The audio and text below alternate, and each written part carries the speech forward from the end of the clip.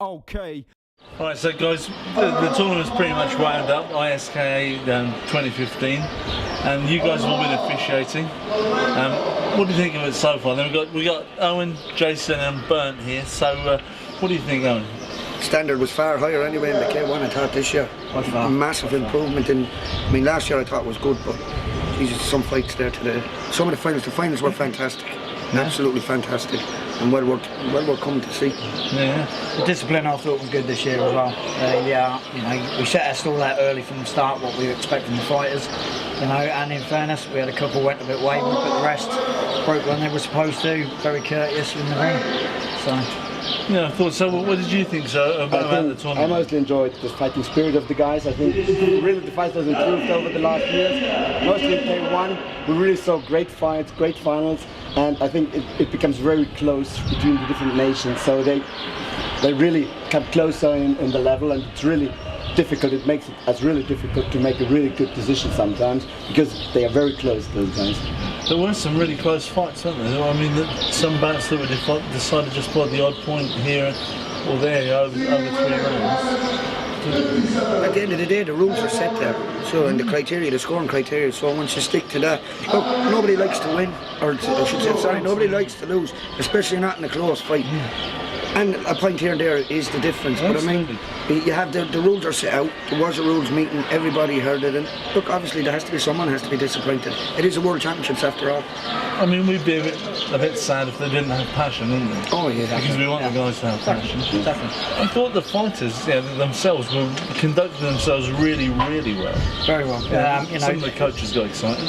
Yeah, it's passion. It's passion. They want the best for their fighters. I'd be the same. I'm sure Owen would be the same. I'm sure Bernd would. But there's a way of conducting yourself and doing it the official route as opposed to seeing what we saw. And that spoiled yesterday.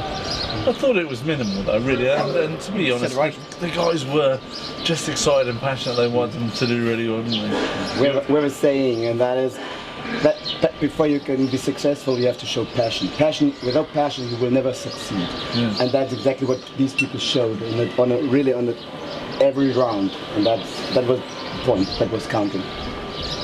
Something I noticed about you guys officiating, very calm, very together, very, very cool.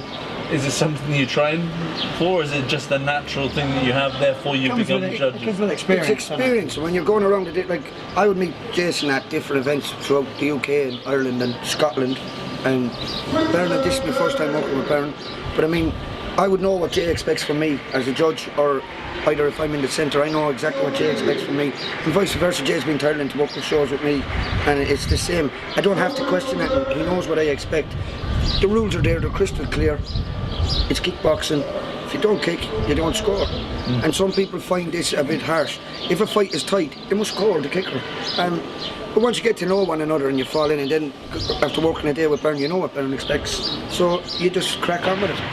Next year I'm looking to do some seminars in the different countries so that everybody's singing off the same hymn sheet. We've got, at the minute, little twerks to the rules in each individual country. And when we all come together as this, it needs to be one set of rules so that everybody understands the same. So I'm going to speak with Paul about going to the countries, doing seminars, giving everybody their classification so that when they come here for the Worlds next year, or Germany, wherever we go, we know that these are the rules and this is what happens. Like the sun. Yeah. We were talking about that earlier with somebody, and they said that they were looking at either Germany or Greece next year. I think it's Germany from what they were saying. So. But then Stilios is saying it's Greece, so I think there's a ring still standing in there. I think we should put Stilios and have it in and let him knock it out. That sounds like a really good idea. Yep.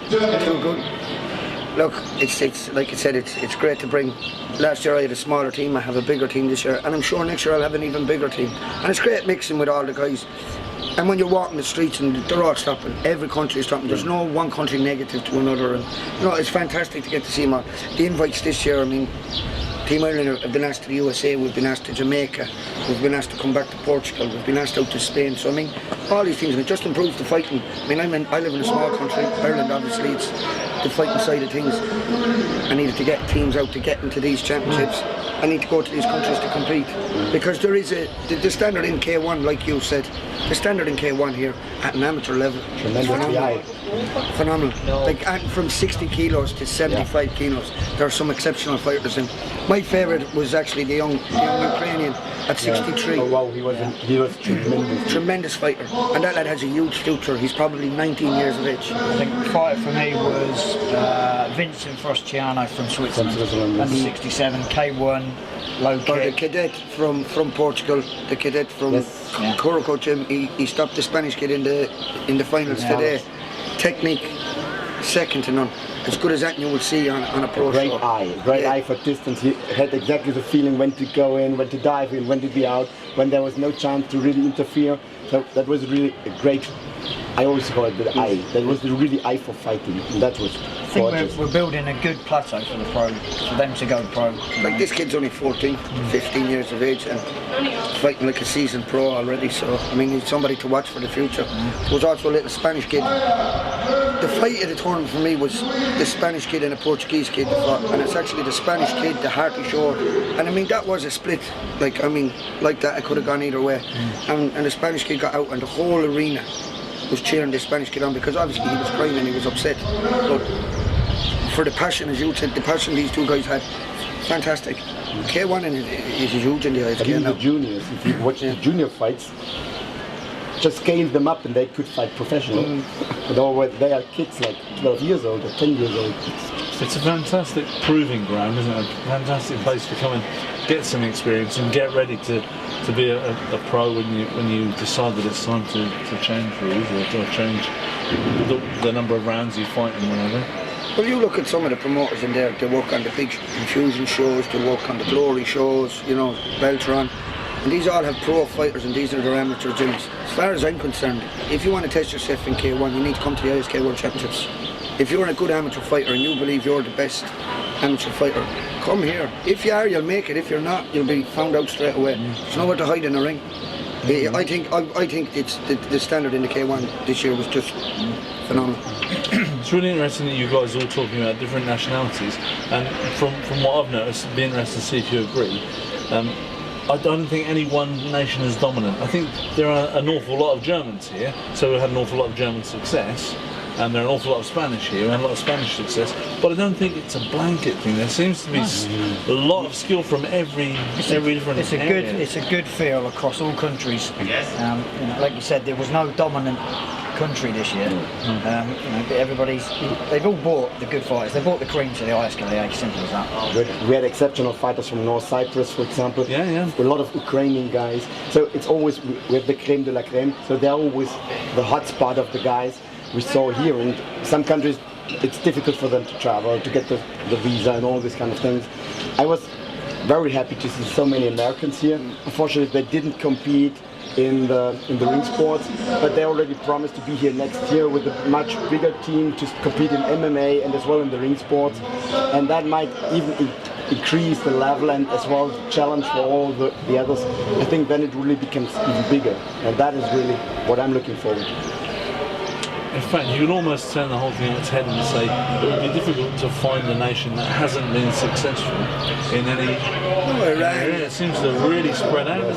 Someone who's been to come from as far away as Iran and go through all the difficulties they have in getting visas, but still come here and compete and make the medal table. You know, Jamaica the same. Jamaica come over here, made the medal table. There's no country hasn't.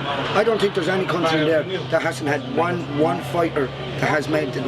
Like you said, I think every country is leaving with medals, and it just shows you the standard in all the countries is improving.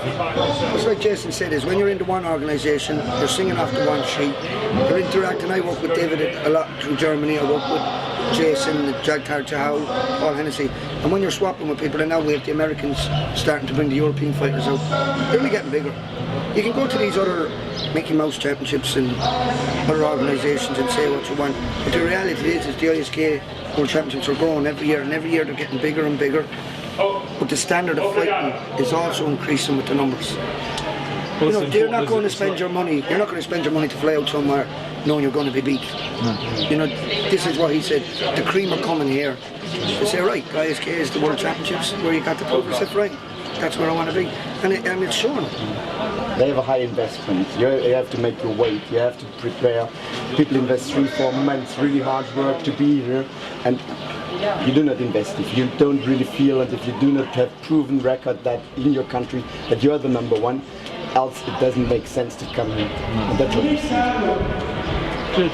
Well, thanks, gents. It's been really good to talk to you, and it's been good to work with you all weekend. No and I problem. look forward Pleasure to meeting you doing again. it in the future. Yeah? No better, Thanks a man. lot. Okay.